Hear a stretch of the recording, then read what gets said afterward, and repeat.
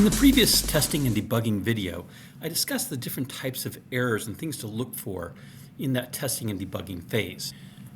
In the second part, I'm going to focus mostly on the syntax errors and what to look for when you have an error in your code. So several things to check in your code.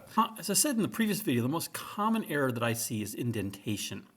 Python is unique in that it uses white space and indentation levels to create structured blocks in your code. Most languages use curly brackets to do that. And so if your indentation level is not consistent or is off a level, then you will have problems and your code will not function. As we approach this second unit, none of our code at this point is indented. Indentation comes as a result of structures such as conditional structures, repetition structures, and modules. We'll get to those later on in the course. But one thing that definitely comes into play in this early stage is spelling. And that includes everything being case sensitive. If you have a variable such as x, and you have an uppercase X and a lowercase x, those are two different variables. And your code will not function correctly if you're trying to refer to one or the other. I would not recommend having variables that are the same, but with different case sensitivity. You're better off using different names. And variable names should always be lowercase. Unless they are multiple words, then we use something called camel casing, where the first letter of each subsequent word is capitalized. Since we can't use spaces, that makes those multiple words a little more readable. Let's take a look at an example. I've created a simple calculator where the user enters two numbers, and then we add those together and show the sum. Let me just run this. So I enter my first number, let's say 12, and I enter a 5, and I'm told the number is 17. Now I show three different ways of showing the result as we work with strings, and that is string concatenation using the plus sign to add these different parts of the string together, a string format method where we provide the value and the style that we want to use, and string interpolation, which is actually my favorite. It's fairly new, but I think it's much more readable than the others. Again, I just want to demonstrate there's always multiple ways to do something in every coding language, and Python is no different. Now, we saw that we got the result of 12 plus 5 equals 17. But what if I change this to an uppercase X? Let me save that and run it again.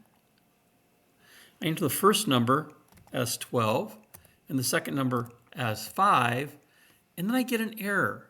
And I'm getting an error because the name X is not defined. Notice it's an uppercase X, and it even offers a suggestion there. Did you mean lowercase x?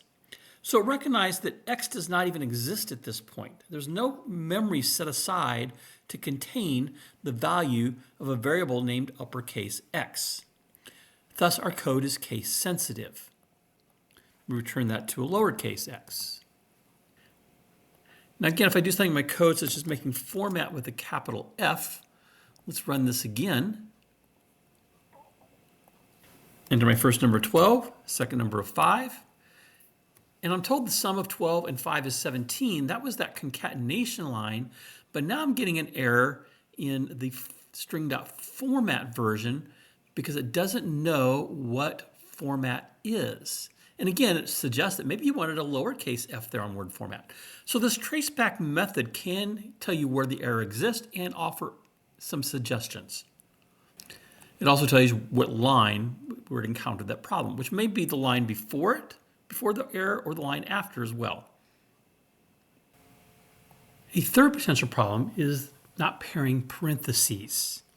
So whenever we have a left paren, we must have a right paren. And those sometimes appear nested. We have several left parens, we must have several right parens. You'll encounter that as we get deeper into our ability to write code and using things like nested loops and so forth. But it's not just parentheses either. There are also brackets, square brackets, and curly braces that for every left one, there must be a right one. Back to our example, we have the statement y equals int, input, enter the second number. Notice there are two parentheses on the left and two right parens. They are paired up. If I take away one of those on the right and try to run my program, I get a syntax error message saying that the left parenthesis was never closed. So again, they must occur in pairs.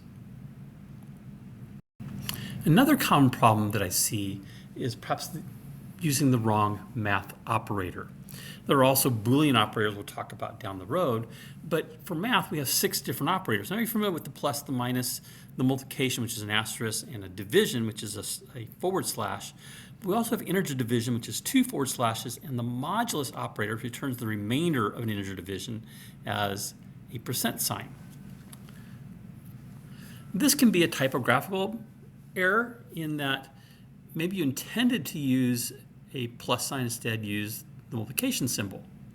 Or you may have made the mistake in the formula with your algorithm and designed the formula wrong, which would then be a logic error. So this one can be both logic and syntax.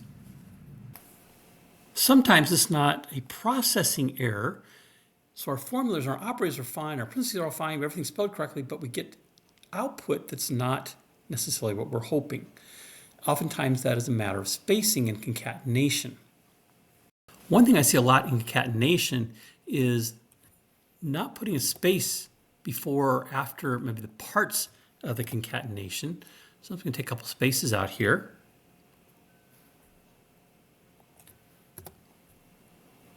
I'm going to do the same thing in the string format. I might just take a couple of these spaces out. And this can also occur in string interpolation. And let me run this. So I'm going to enter my first number. Let's mix it up a little bit. I'm going to say 7 and 28. So I get the sum of 7 and 28 is 35, but look closely at the output. It's not very readable.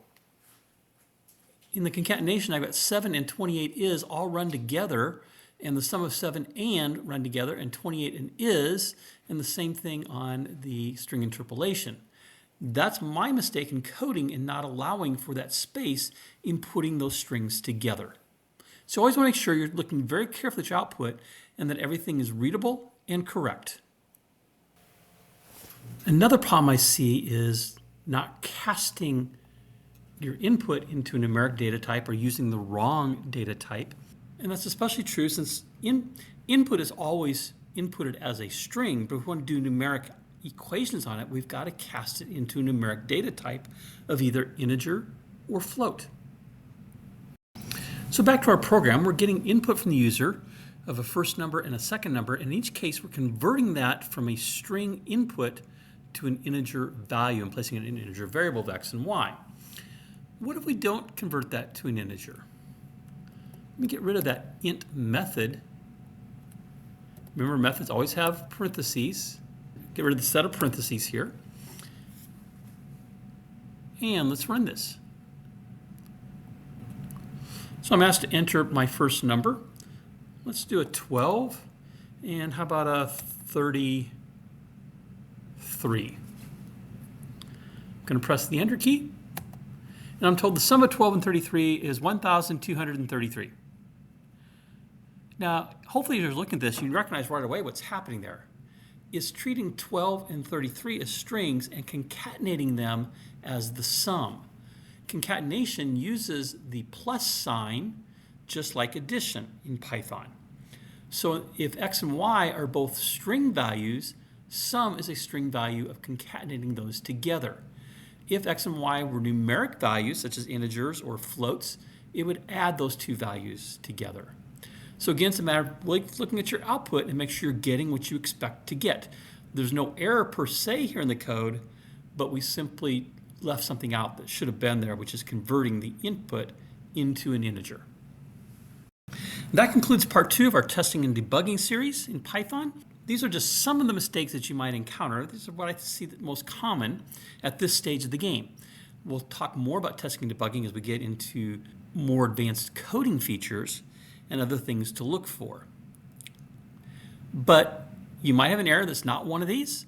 And again, look at that error message that pops up, that dialog where it highlights maybe a part of the code, and your traceback message, which will also give you an error message, usually a line number, and maybe a suggestion of how you might fix that. Paying attention to those two debugging tools will help you fix almost all of your syntactical errors. If you just jumped into this video and haven't seen the prior videos to this, I invite you to check out my Python playlist of videos. And if you'd like to be alerted to future videos that I create, you can click my picture up in the top right and subscribe to the channel.